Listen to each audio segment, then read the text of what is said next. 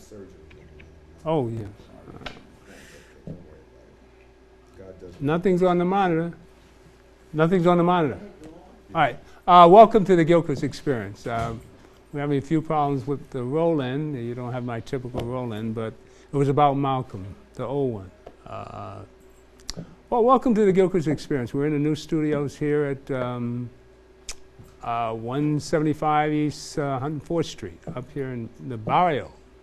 And today's guests, Graham Weatherspoon, Milton Alamandi, and Felicity, and Duco.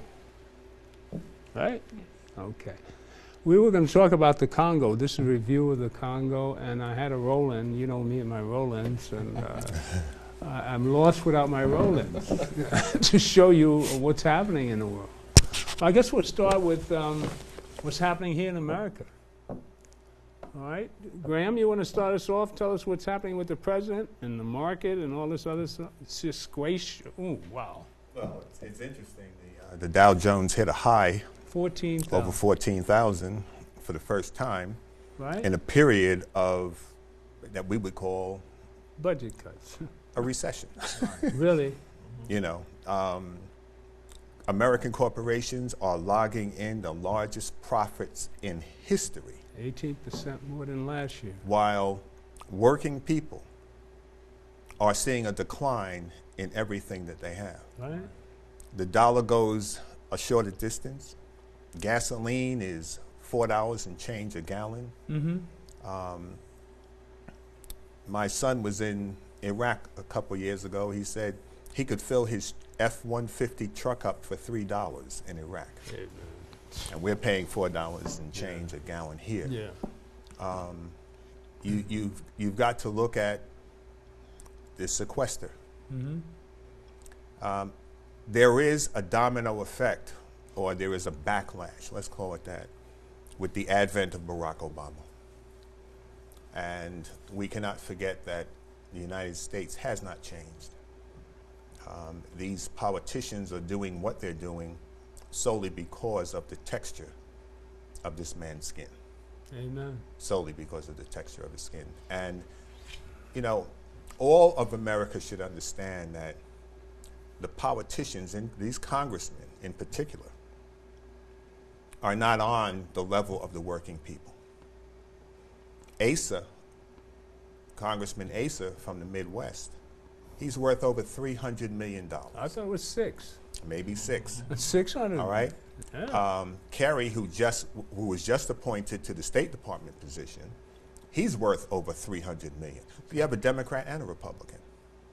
So the people that are basically controlling the fiscal well-being of the country Mm-hmm. are not dependent really on a paycheck at all. They have a part-time job.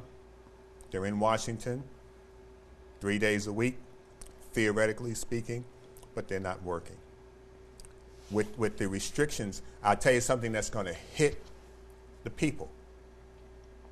Parents need to be mindful that Head Start and early childhood programs are going to have problems as this continues.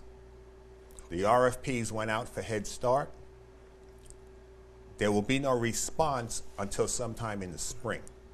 The response was supposed to have come in December. Now they've pushed it back till sometime in the spring. Mm-hmm. And centers have to budget and prepare for next year, July 1. You can't prepare and budget when the federal government doesn't have a budget.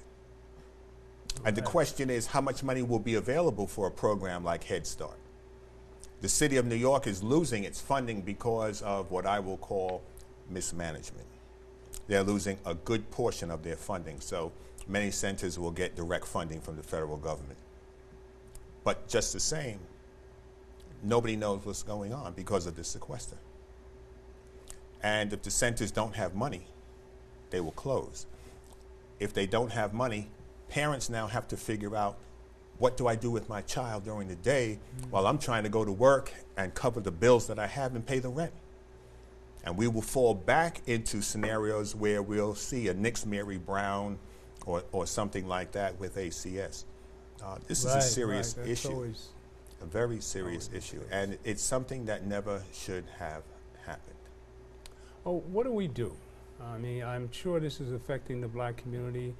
The black community is saying, what is Obama doing for black people? Having this budget situation is one of the problems that we have, because first thing they do is start cutting public employees. You imagine this hitting the post office alone, how many black people are involved there. People don't understand the black middle class is really situated in public sector jobs. This is our foundation. But there's no middle class in this country anymore, Really? let alone black middle class. Yeah. But yeah, I agree with you. Sequestering because of the 700,000 jobs nationally that's going to be affected, primarily these government-related jobs. Yeah. And you know, people in our community depend much more than other communities on these jobs. Of course. Meaning during the recession, when a lot of the layoffs happened in the public sector, we got hit the worst. Of course. To compound that, traditionally and historically, unemployment has always been extremely high in the African American community. Always. So when we celebrate that, okay, nationally it went down below 8%. In our community, actually, it's 14–15%, and that's the official statistic. And I guarantee you, 14–15%? the more realistic numbers beyond 20 to 25, and officially in some age groups, young black teenagers, for example, in Chicago, it's over 50%. Of course. So when we talk about so-called inner city violence, I mean, and then we say, you know, what are the solutions? What are the remedies? It's all preposterous. It's nonsense. It's avoiding the issue. How can you have a situation where, number one, you have social services being cut? You have astronomical unemployment rates. You have vicious policing. This is a toxic combination. In fact, people should be surprised that there's less upheaval in these communities, because if this situation was reversed and if white folks were subjected to these kind of abysmal living conditions, I guarantee you, first of all, you'd see a lot more social upheaval, number one. And number two, obviously would not be tolerated, because it would be declared a national state of emergency to be dealt with. So why are we celebrating the Dow breaking 14,000 and we don't prominently report the fact that people are existing in unemployment levels of 50%? This, if other countries, forget alone here in the United States, were aware that there's a certain segment within the U.S. which is subjected to 50% unemployment, I guarantee you this would be international news. What do you think the basic problem is, that how we can get together a little better than what we're doing? Why we're so splintered? Well, you know, poor people look out for themselves. No, not that they're looking out for well, they are looking out for themselves, because they're treading water. They're not swimming. Right. They're just trying to keep their head above water so they don't drown. And when you're treading water constantly, you can't progress. There's no way in the world you can progress treading water. It is the poor. The poor are basically sailors who have been on a ship that sank, and they're in the middle of the ocean, and there's nothing on the horizon coming to help you. Poor is below 40,000 a year now in this environment. Well, look at real estate in New York. Look at the rents. Yeah. This crazy mayor was touting these micro apartments that are less than 200 square feet. Oh, yeah. He ought to move his behind into one of those little 200 square foot apartments. That's a space of 20 by 10. That's right. You know, it's twice the size of a prison cell. Right. What are you talking about? This man is crazy, and they're charging astronomical fees for these apartments. You've got, where I am in Brooklyn, you know, it's funny. I got off the train here on East 103rd. I used to work on East 105th back in the day, in the 70s. And this was El Barrio. Right. I got off the train. There were white people getting off the train at 103rd Street. No way in the world, you know, when I was Years working ago. up here. Yeah. But and as I walk around, I see the change in the buildings. Oh, yeah. So now, where do the poor live as they're being priced out of even the ghetto? Again, you're treading water. Right. Well, you've And got some. as people are struggling just to breathe, they don't even have time to get involved in politics, community activism, Alliances. and alliances and these things. They're just trying to keep a roof over their head so their children are not downtown in a shelter somewhere. You mentioned shelter. In fact, there was an article, I think it was yesterday, I think it's in the Wall Street Journal, if I'm not mistaken, saying on average since January, the average number of people that were in city shelters was 50,000 per night. 50,000 per night. You know, things are desperate. In fact, I was watching an interview with an orthodox economist from Yale some months ago. And, you know, Yale economists, you can't accuse them of being like radical or left-wing or what have you. He's as traditional as they come. And he said these conditions cannot be sustained for the next 10, 15 years or so, 20 years. He predicts social upheaval if the trajectory, if the trend does not change. It's not possible. I was also watching, I think it was Rachel Maddow's show last night, and they had Stiglitz, a professor at Columbia, and he was also discussing some of the numbers, saying of all of, he said, I think he said 95% of the net wealth that's been generated in the last 5 years or so went to the top 5%. Yeah. And he said people in the median income group lost net wealth of 40%. And these are people that are actually working. So imagine the people that aren't even working, the ones that are unemployed in our neighborhoods. So for example, I saw another front page story in the New York Times on Monday, I believe, which was discussing policing and saying, oh, actually was celebrating this story, which is violating every constitutional right of young African-American males, saying the police are now trying to preempt them before they commit a crime, to intervene preemptively. Sort of like, you know how, remember Bush said, you know, preemptive strikes. You know, you're either with us or you're against us. But yeah, I'm glad you brought up that, because there's a movie actually. There was a movie, and With they're Tom making a Cruise, television I forgot show. what it's called. Right. I can't remember the name of it, Right. but they would get like a lottery ball would pop up, and it would tell them where and when this person was going to commit a crime, and they would send a team out to intercept that individual before they committed the crime. And then it turned out that he was one of the people. They came for him. Right. See? So, and they're actually doing this. They say there's a unit that just sits down and monitors the Facebook accounts of all these youth, and they have a list of about 200 young men that live in the housing developments in parts of Brooklyn.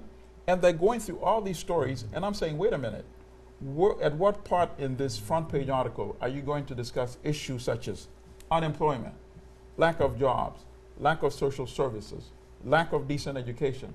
That was not even a factor in this long article that started in the front page and that took the entire page in the inside section of the New York Times. Tell me this. And this kind of story is very dangerous because it continues to demonize these young kids who are already victims and saying they are actually the cause of their conditions, and it justifies brutal police action against them.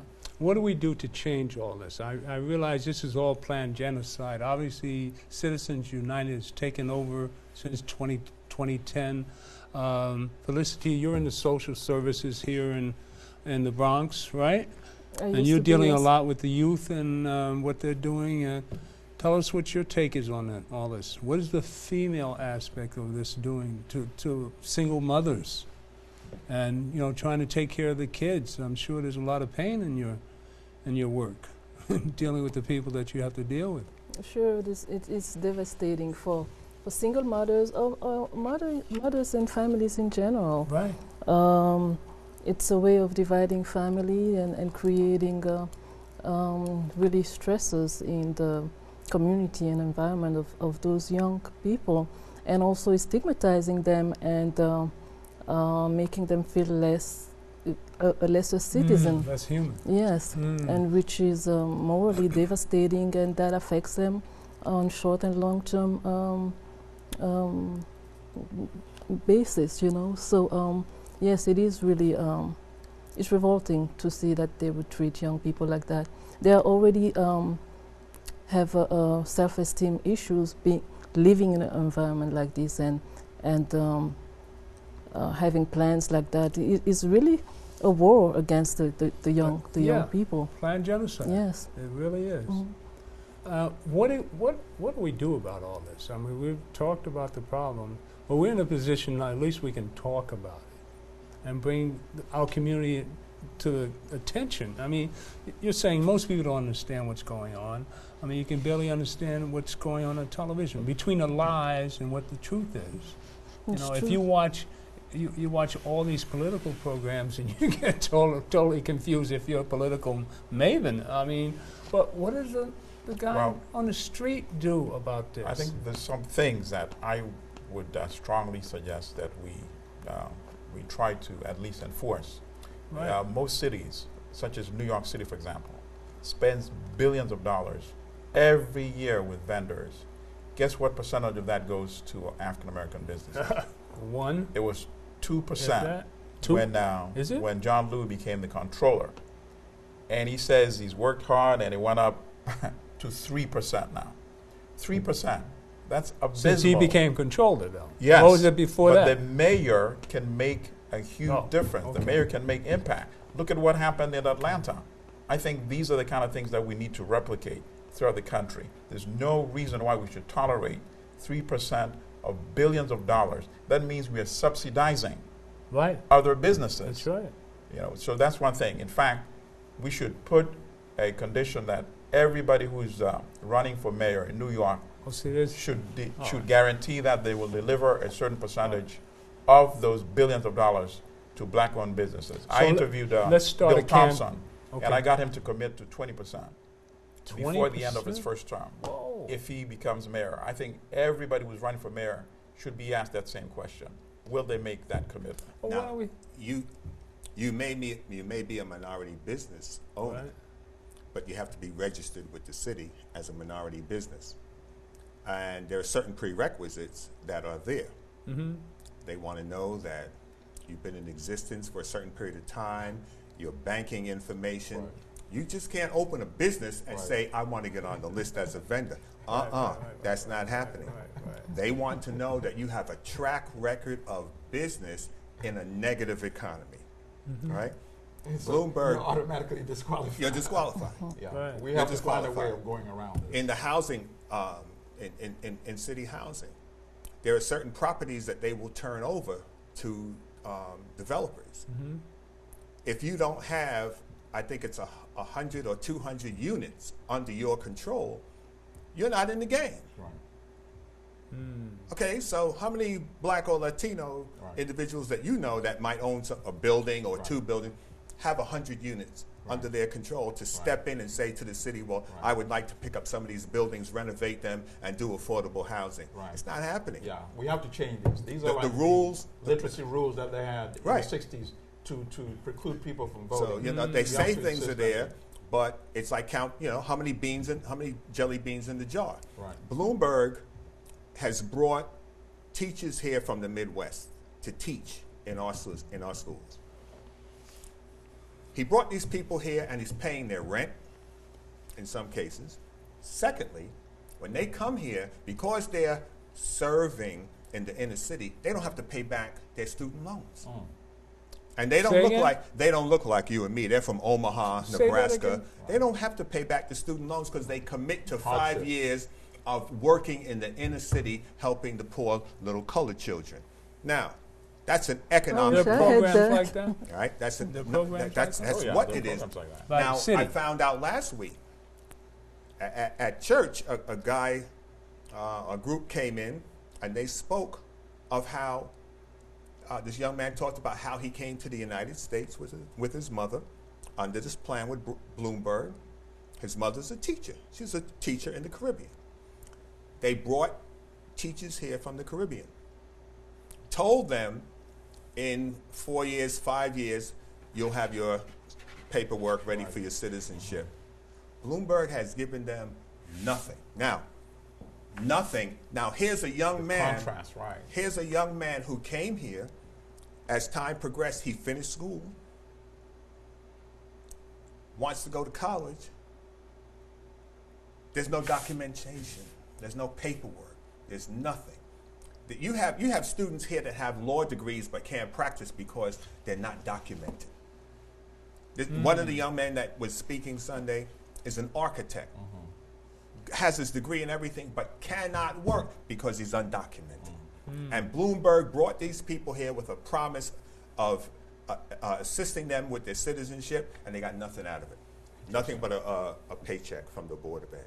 Interesting. So Hopefully what the about whole path to citizenship might be able to help if this legislation goes through Congress. The so-called bipartisan thing that I don't we're know. discussing right now. You know, So they're Hakeem in limbo right Jeffries, now. Hakeem Jeffries and others down in Brooklyn, I believe, are looking into it. But this is what Bloomberg has done. So how do we direct the candidate Thompson? Can we bring him on the program and talk about what we should be doing as black Of course, we should organize a debate, and I would be very happy to be part of a panel to pose some of these questions. people? Well, let's do that. You know, Now, what would be some of the questions that you would bring up? I would be. It's interesting that the brother brought up the obstacles to registering black-owned businesses. We need to Okay. deal with that. These are laws that are meant to perpetuate the inequity. So Right. obviously, we need to address that. Once that obstacle is removed, you know, I mean, why should we be subsidizing businesses in other communities? It just does not make sense. It's a national crime. I think every city should commit to giving African American populations the proportional level of city spending that is representative of the population. That alone would make a significant impact. As you know, first of all, you can't even get a bank loan. You're trying to start a business, a black-owned business. You won't get a bank loan. You won't get any credit. You won't get any advances. And now you're not even getting a business from the city or from the state or from the federal government. This is scandalous. Oh, with a city contract, you would probably get a loan. Let me tell you, when you work jointly with the city, you have to have money. The city doesn't pay you right away. They're doing Cash flow. 30 to 90 days. Right. And then they're late. If you have a business, Right.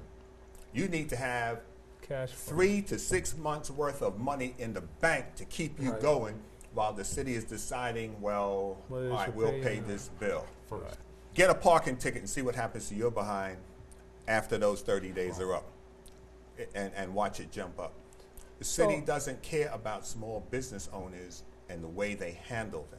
Well And put. most of the women, the women and minorities, because what they did, they played this game. They spoke about minorities, then they spoke about women. So understand, black men are pushed further down to the rear of the bus. They're not even on the bus anymore. The bus is gone. Okay? Well put. Most of the female-owned businesses in contracts are female, white-owned businesses, and the husbands have the wife fronting for the business. She doesn't know a cotton picking thing about the business, but her husband does. So they still have that money.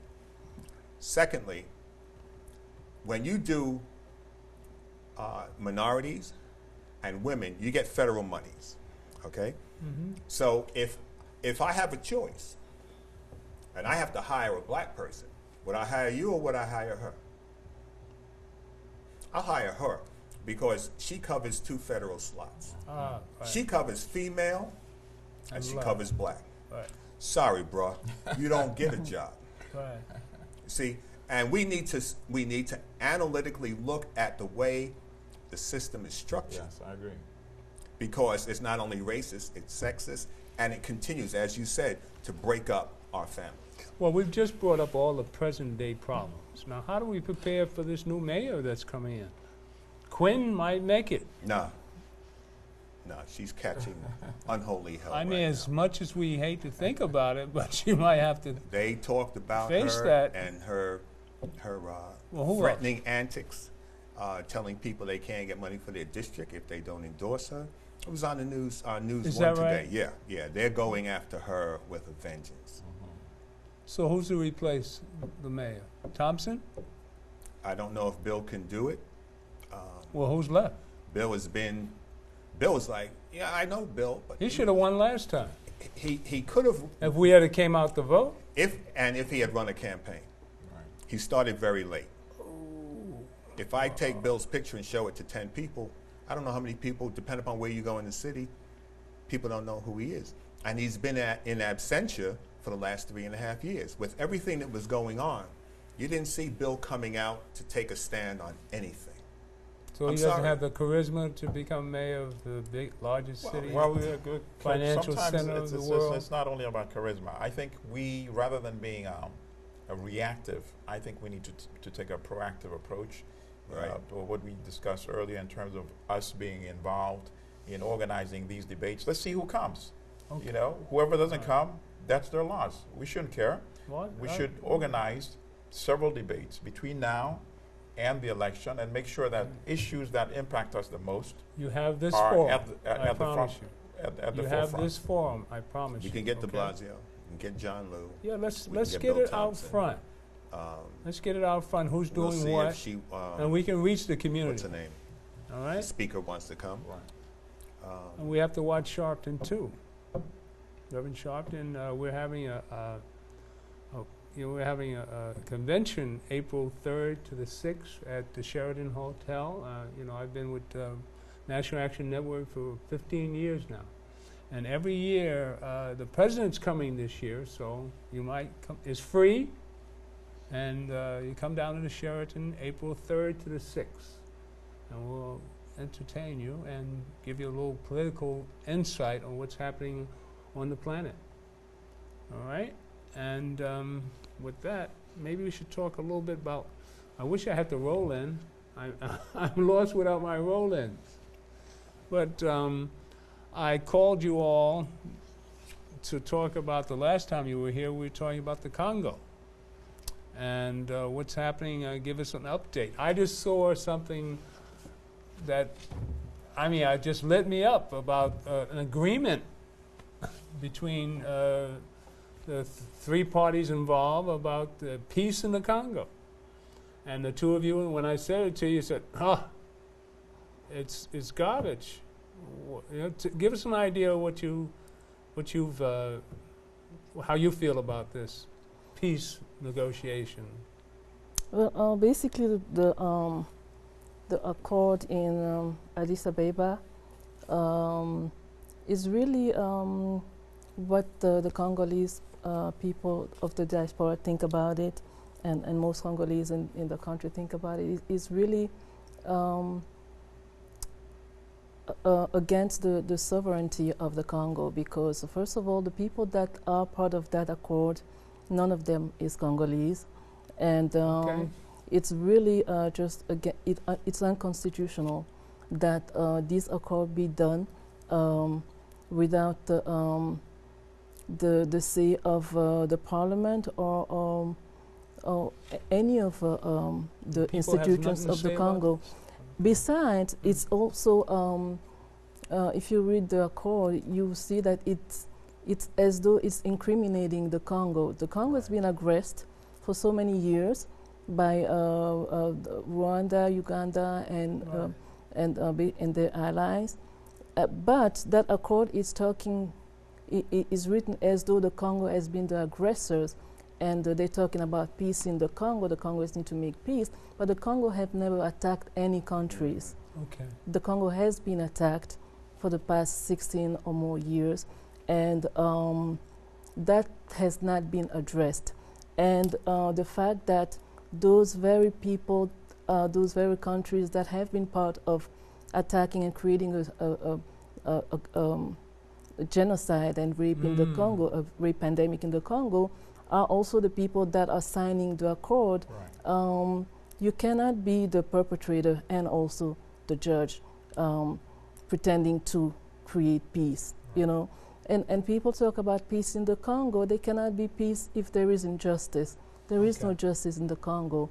And really, the people of Congo are not looking at those accords as something that is to be considered.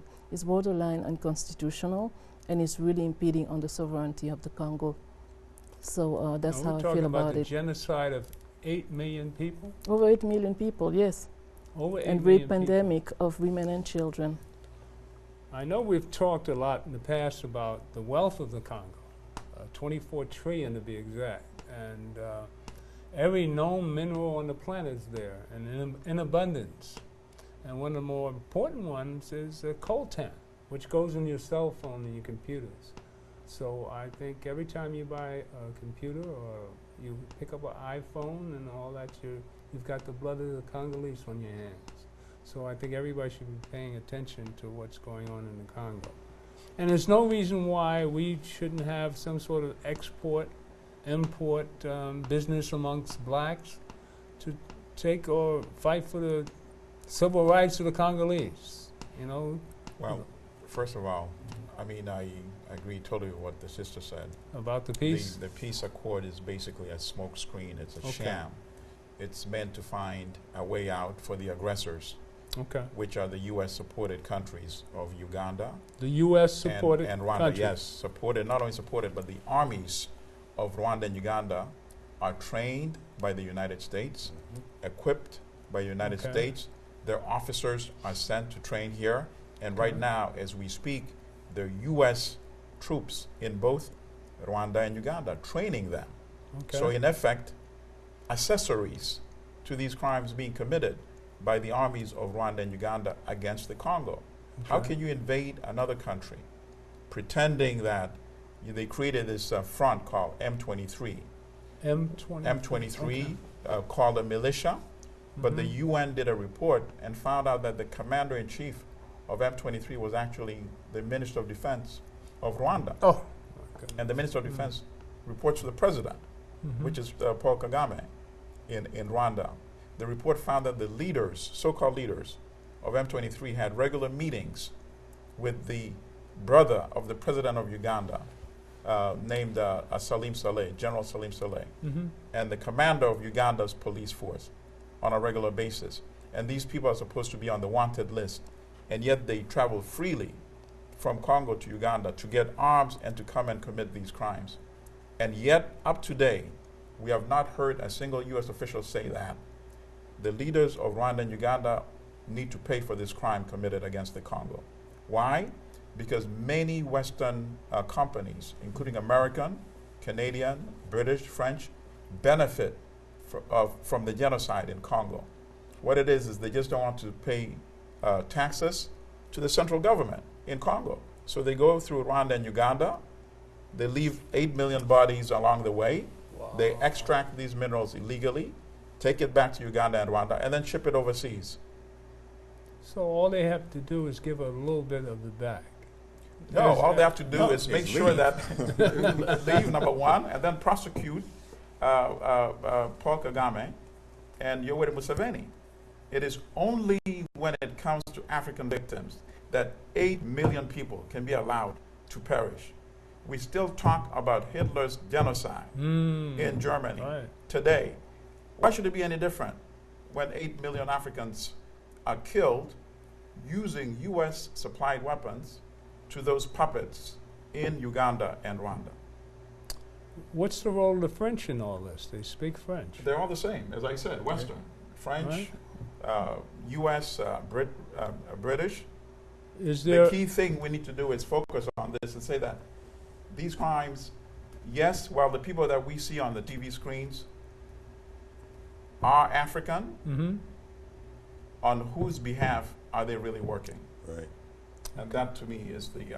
what can Obama do? Crime. I understand he had a law that was passed in 2006, right, when Bush was still president. Something about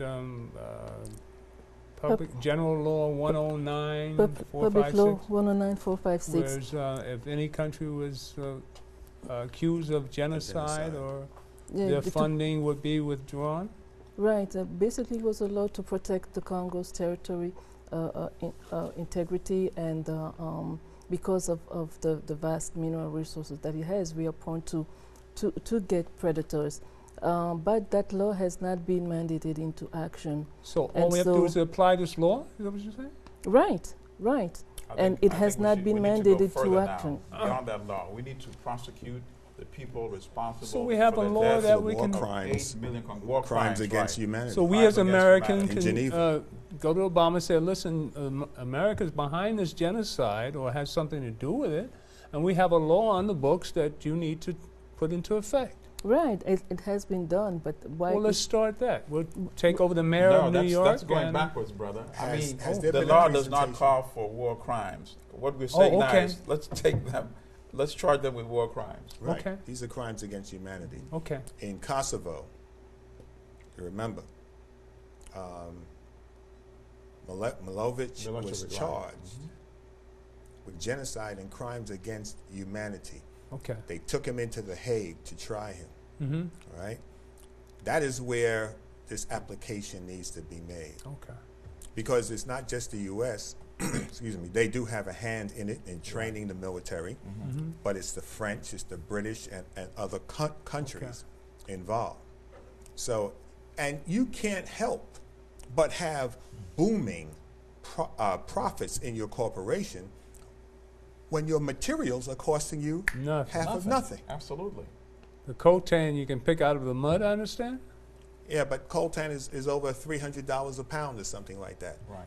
But So you can pick it out of the mud, and there's no mining cost in producing Well, coltan. there is a cost in the lives of the people that are digging it Oh, up, okay.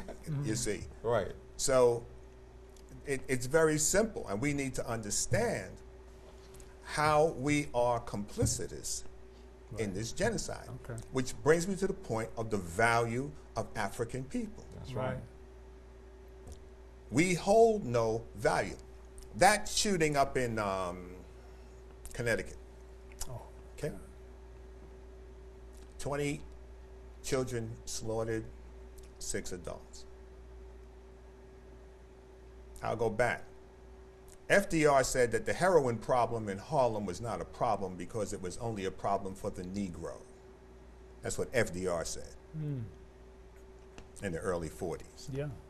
Not until heroin became a problem for white people was there an attempt to address the problem. And the U.S. had addressed a problem with narcotics in the beginning of the 20th century. In the early 1900s, there was no such thing as a controlled substance. You could buy heroin, you could buy cocaine, all of that stuff you could walk into a store and buy.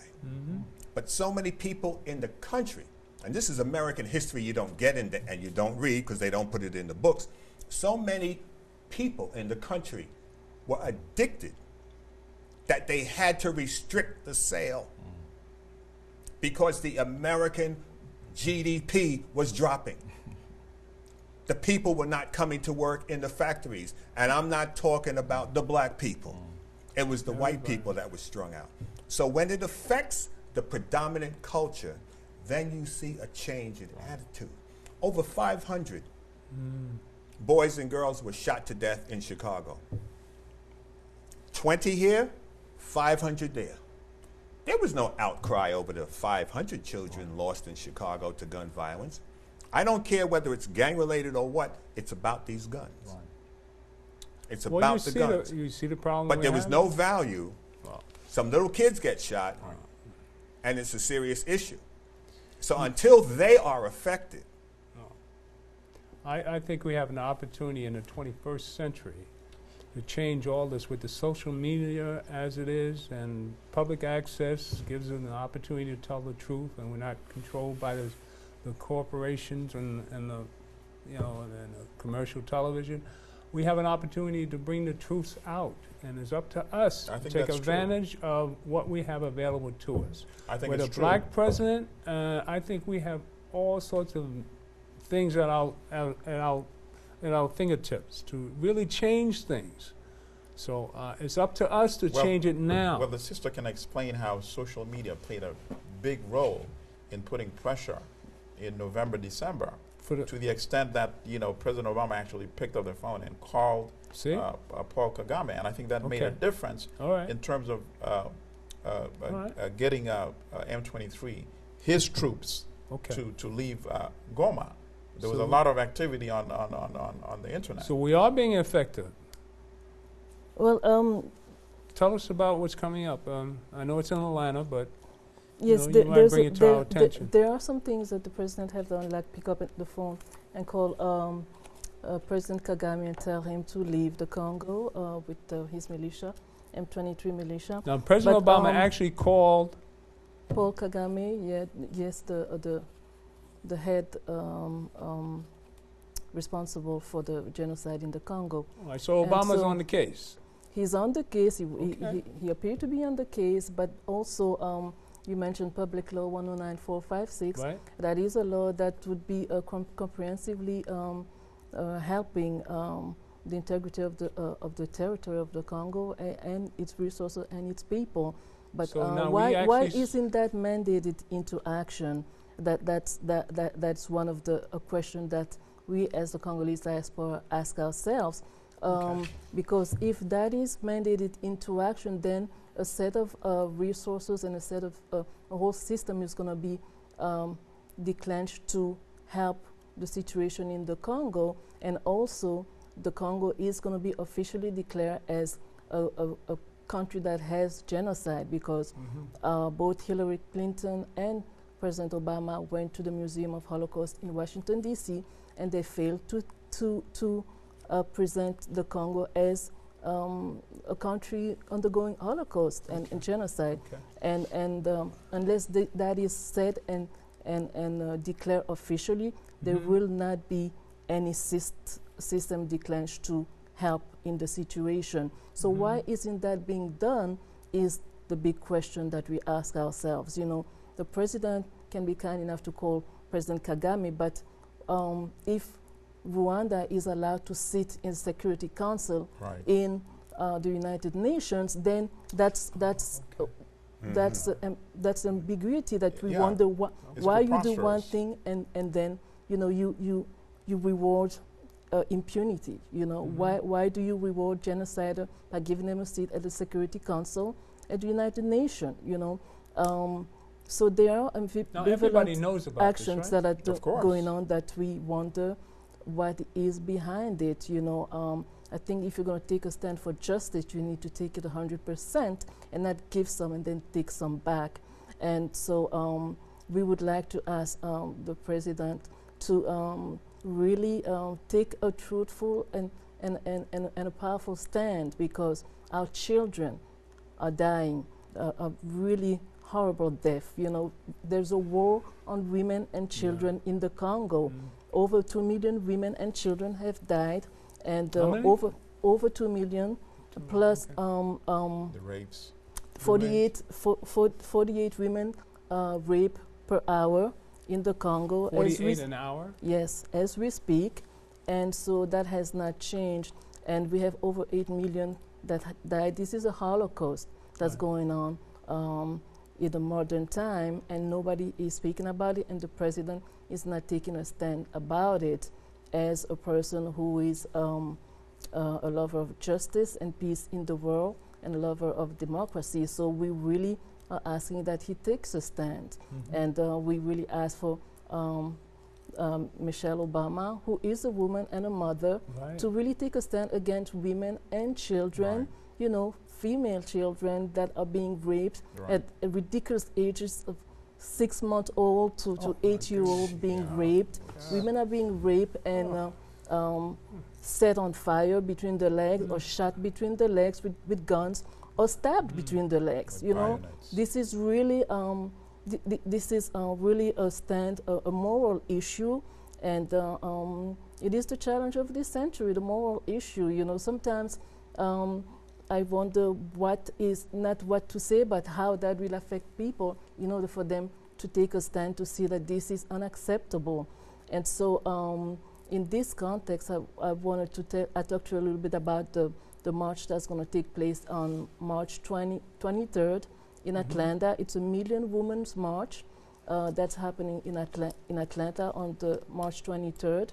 Women are getting together to say no to rape and genocide in the Congo, Okay. and the date is March 23rd, 2013, and the venue is Atlanta Convention Center at America's Mart, and the address is 240 Peachtree Street, Northwest 2200, Atlanta, Georgia, Building 2 West Wing. And I can give you the website for more information. It's www.duniawomenwalk.org. Can you spell Repeat it? that Spell again. that, yes. www.dunia, which is spelled D-U-N-I-A, Women Walk, D-U-N-I-A, womenwalk.org, and it starts at 10 o'clock. Even if you can remember this website, you can go to any site that talks about rape and genocide in the Congo, and you will have a link to it.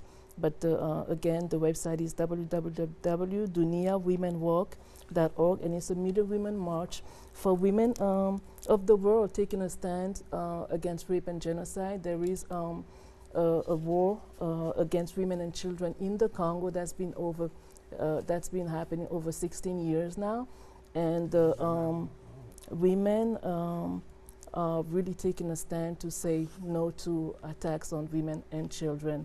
And so we invite all the women, whether you're a man that has sisters, or your husband that have, you want to send your wife, or you want to send your daughters to go and support this cause, please just get them a ticket to go to Atlanta and support this cause, because you never know when things like that happen to you.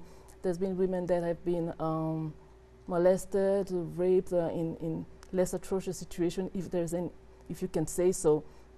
But I think that anybody can relate in being violated in some way, whether you're a man or a woman. Please just pass the word and invite people to go and support this cause. Have you invited Michelle Obama? Yes, I'm inviting Michelle Obama officially to go to this march.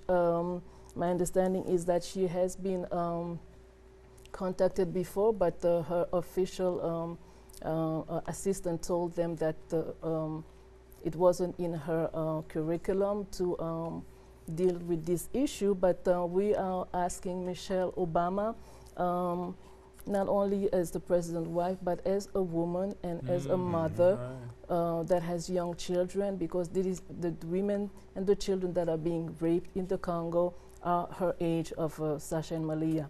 And really, it's really atrocious to even think that this could happen to your own children. So it's something that every woman can relate to, and we asked Michelle Obama to really come and support this cause as a woman herself.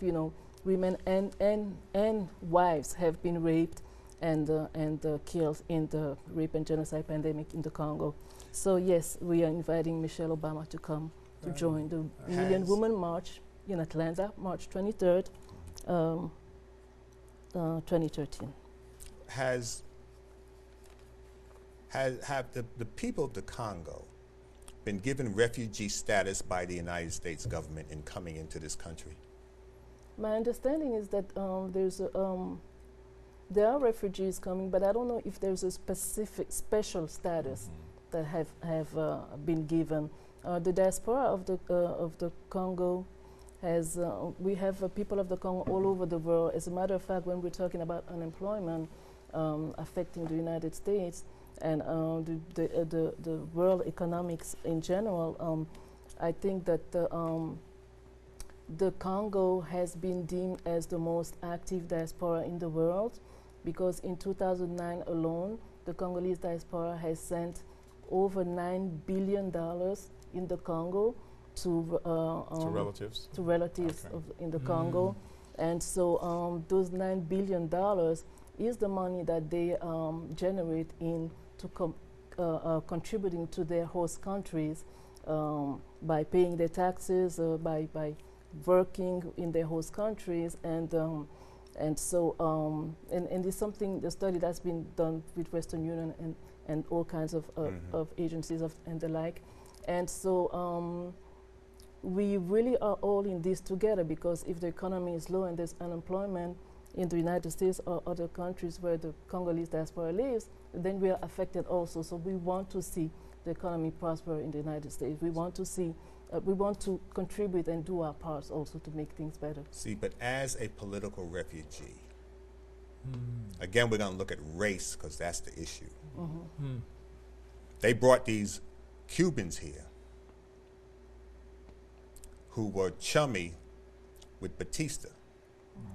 And in Cuba, it was all the fair-skinned Cubans against the dark-skinned Cubans. Fidel Castro put an end to that. You go down to Miami, you're not going to see any dark-skinned Cubans in Miami. It's all the fair-skinned Cubans who thought they were white until Janet Reno put them in check behind that Elian Gonzalez case. Coming in as a political refugee, they get $35,000 per capita, per person. $35,000? Something like that. So if you have a family of 4, that's 100, and 4 times 3 is 12, $122,000. See, and this is why I'm asking. When the Haitian people were fleeing Duvalier and coming through shark-infested waters, the U.S. told them to go back because they just want to come here to make money. They denied them entry. They were the wrong color. They brought Russian Jews here as political refugees. They get that startup money. They also collect Social Security. The elders collect Medicare. They get every benefit of living here, and though they've never worked a day in their life. Being a political refugee depends very much on the color of your skin, apparently, to the U.S. government. Yeah, we need to. And that's another factor that has to be dealt with. Yeah. You have more people that have died in the Congo than died under Hitler. And they can't come here as a political refugee, especially when the U.S. is contributing to the slaughter. Right. And the aggressors And the aggressors, yes. are invited to the dining table to sign the so-called peace agreement. How can a Hitler or Mussolini be invited on the same table to sign a peace agreement with the French and the British who had been victims of their aggression?